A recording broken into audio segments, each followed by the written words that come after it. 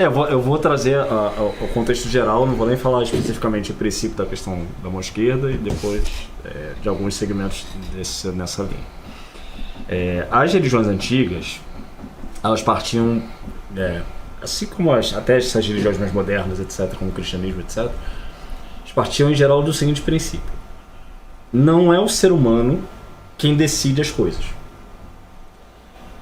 Os comandos, as ordens, os mandamentos, as leis, as decisões, as ações partem do espiritual.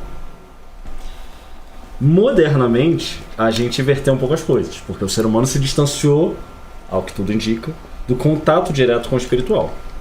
Então o ser humano começou a conjecturar, ao invés de considerar aquilo que o espiritual diz. Então, o que a gente tem nas tradições, etc., das religiões, né? Não é que, por exemplo, quando o indivíduo ia lá e sacrificava uma galinha, um bode, uma pessoa, que fosse, não é o ser humano que chegou e falou assim: eu acho que eu vou matar uma galinha para aquele Deus. Não. Aquele Deus se manifestava e dizia: eu quero tal sacrifício. Isso, inclusive, na Bíblia. O Deus lá da Bíblia dá as instruções de como deve ser o sacrifício para ele. Deve estar no altar, para queimar, etc. Que o cheiro, né, do holocausto agrada as narinas, etc. Então, essas bases do sacrifício, de animais e de tudo que se sacrifica, advém dessas bases conceituais, de que o espiritual é quem dita as ordens que nós devemos cumprir aqui nesse plano, para que as coisas sejam executadas. Isso falando em termos teológicos gerais, né? Então pode-se analisar os textos sagrados, vão ver em geral isso. O Deus falou que quer não sei o que lá. Ele falou pra gente fazer assim assado, cortar o bicho assim, botar não sei o que. Várias religiões, a mesma coisa. O que a gente pode considerar em termos esotéricos? Por que se faz o sacrifício? Aí é já um outro aspecto, né? Há uma energia ali, né? Espiritual, astral, etc., contida naquele ser. A energia da divindade ou da entidade do ser espiritual que pede o sacrifício, ela se utiliza dessa energia do sacrifício para permanecer e se perpetuar aqui nesse plano. De uma forma material? Não. Através da substância espiritual. Então, como a gente está falando de um ser espiritual manifesto no plano material, sem a carga, a capa, digamos assim, material, ele precisa daquele combustível mais poderoso que existe na matéria, que é o sangue, para se manter espiritualmente aqui. É uma interpretação possível, tá? Estou dizendo que é isso. Estou dizendo que esotericamente é uma base de argumento possível. Então, por que o Deus ou a entidade pede o sangue? Porque o que contém a vida? É o sangue. O sangue é insubstituível. Se você, por exemplo, sofrer um acidente e você perder sangue e precisar de transfusão, você não pode injetar soro, né? Você não pode injetar água. Você precisa de transfusão de sangue.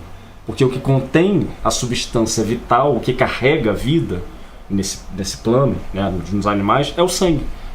Então aquele ser espiritual, ele se alimenta daquilo para se perpetuar nesse plano.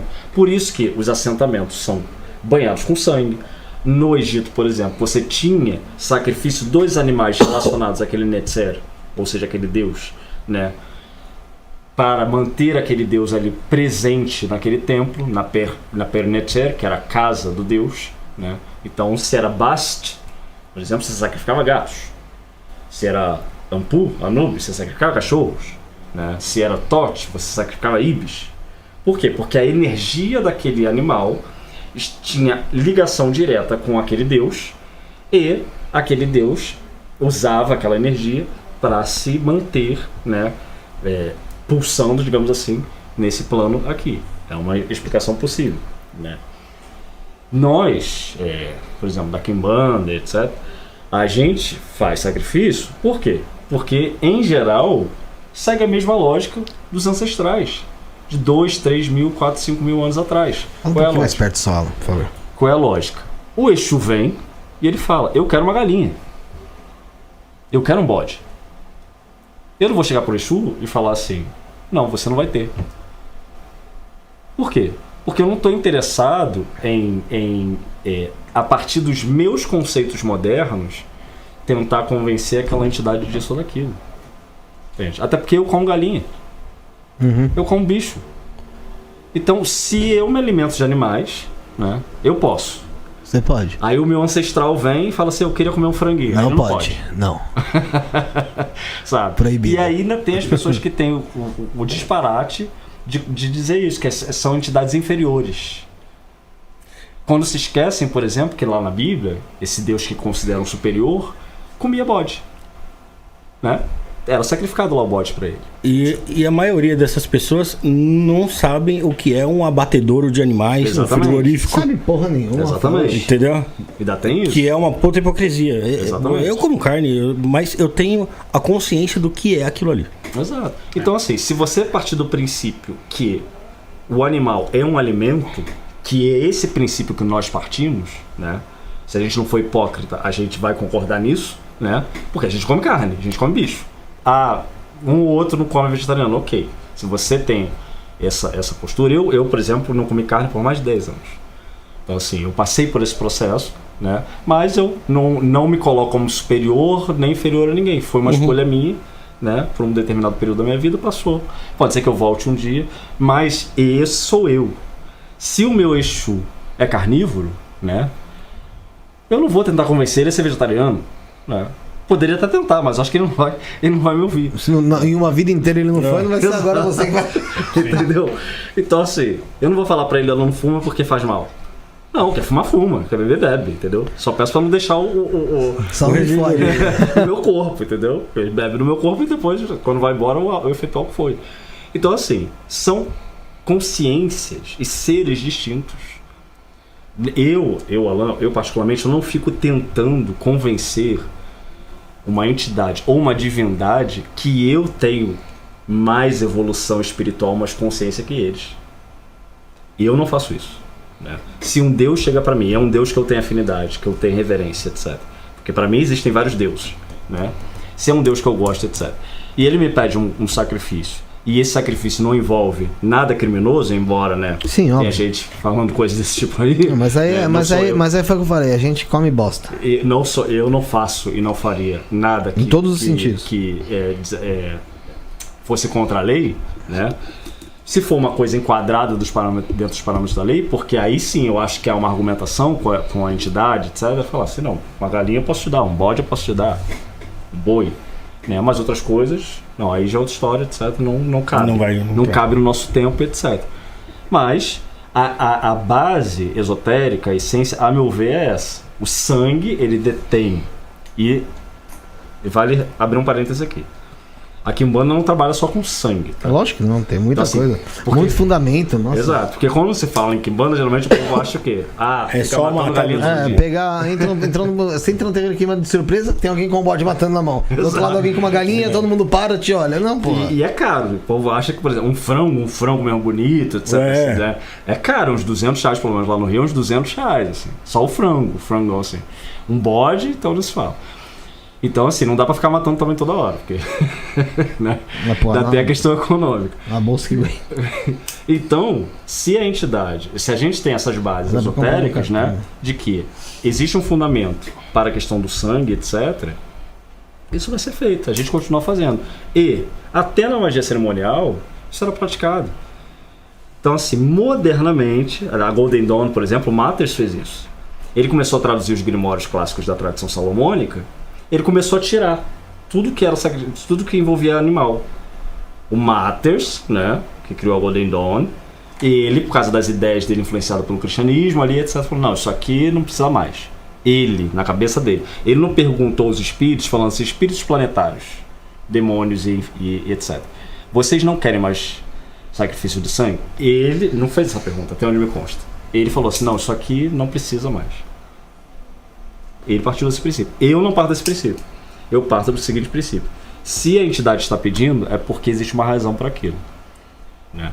E eu não seria hipócrita, né, de dizer, olha, você não vai comer a galinha e eu estando daqui a pouco numa churrascaria ou num churrasquinho desse de esquina comendo espeto. Não, e pior, às vezes tá lá com a família toda em volta da mesa, com um monte de bicho morto na mesa, Exato. e ali fazendo uma oração, Exato. que é um ritual ali com o animal. Exatamente. Não é? Exato. É uma No hipocrisia. Natal, etc. Aí quer dizer, a gente pode e a entidade não pode. Aí o pessoal vai lá, faz aquele feijão, né? Aí bota um monte de pedaço de porco, etc. E falam sobre o porco, né? Eu não vou falar sobre o judaísmo, porque não é, que eu entenda com profundidade. Mas, por exemplo, no Egito você também tem essa problemática, né? E os judeus dizem que viveram por ali, né? Então, você tem determinados Netzeru, né? Que são os deuses egípcios, que eles têm as suas interdições. E, em geral, o porco, ele não era, até onde me consta, né? Ele não era alimento aceito por sacerdotes. Os sacerdotes não podiam comer porco, né? Porque tudo que estava relacionado à impureza poderia afetar o sacerdote. Tudo Ele não- pelo que tava escrito por aí, né? Hã? Não, tô falando, e hoje em dia se segue isso, porque o que ficou escrito, que ficou por aí. Mas há uma questão da correspondência. O porco tem essa coisa, né? Sim. Dele não ter critérios por questão higiênica, por exemplo. Então ele fica lá no meio da sujeira, etc. Então havia provavelmente essa correspondência. Isso é uma explicação possível, né? Uma outra, até onde me consta, por exemplo, você não pode dar porco para Ísis. Você pode dar porco para Sete. Porque ele é o antagonista em muitos contextos egípcios. Então ele aceita porco. Entendeu? Porque ele é o deus representante do antagonismo, né? Ele é uma espécie de Satã, né? Embora ele faça parte do conjunto dos Netzeru ali. A gente pode considerar também algumas questões que foram tornadas religiosas por fundamentos científicos. Por exemplo, a circuncisão também acontecia no Egito, entre os egípcios. Não era só coisa de judeu. A gente sabe que no deserto, né, um pênis que tem uma pele que fica cobrindo ali o tempo inteiro, aquilo ali suando, etc., blá, blá, blá, poderia causar uma série de doenças. Pode ser que a questão do porco estivesse relacionada também a isso. Que o porco transmitisse algum tipo de doença. Eles, em observando isso, fulano de tal comeu porco. Além do porco ficar na lama, na sujeira, ele deu uma doença ali no fulano. Aí a outra pessoa, ali, ó, comeu porco também. Porque o porco daquela época não tinha tantos cuidados, né, como os de hoje, para essa questão de praga, etc. Então, se é um Como bicho... o baby, o porquinho. Exato. Então, se é um bicho que tem uma suscetibilidade para transmitir doenças, muitas das vezes esses povos antigos, por correspondência, eles eliminavam. Então, ó, não vão comer mais isso, porque isso além de impuro em todo sentido.